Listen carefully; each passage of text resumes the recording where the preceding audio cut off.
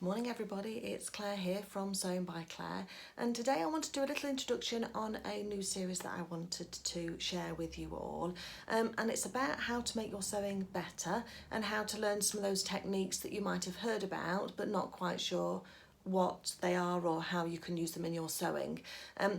The idea is that it's all geared around beginners, as you know most of my videos are anyway, and improvers, and how to give you extra confidence with your sewing machine so that you know what these terms are and how you can use them to make your sewing better.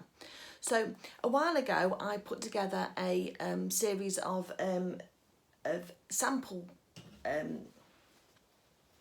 pieces really, and I made them up with the white fabric because you know quite a lot of my sewing I do with a coordinating thread.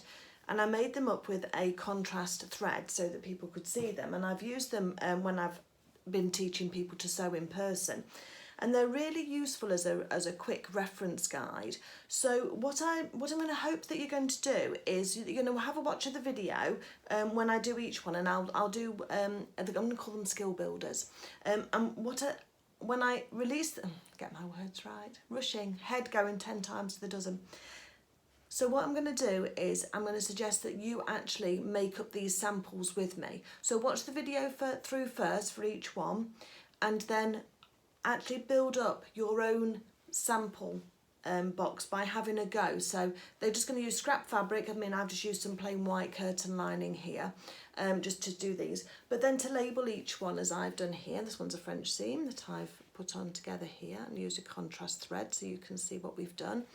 And the idea is that you'll just get a plastic bag like I keep them in or whatever, but as you label them and as we do each one, you actually build up your own sample so that if you hear that term and you're not quite sure what it is, in this case French seam, then you can actually refer back to your bag of your samples, just leaf through them and find the one you want. So we're going to cover French seams, understitching, flat felled seams, pinked seams as well, just doing some cheaper seam finishes if you've not got an overlocker. I want to talk about curves as well, both kind of curves, because we've got the convex and the concave curve as well, and how we use clipping and how that works. Now what I find is that it's really easy to hear these and think, oh yeah, I'll just skip that bit, it doesn't really matter, it doesn't make a difference. Or when you're reading a pattern and using a pattern and you're working with a curve but it doesn't tell you to clip it or how to clip it, then I want you to think, I know better than that. I'm going to clip my curve because I know it's going to lie flatter.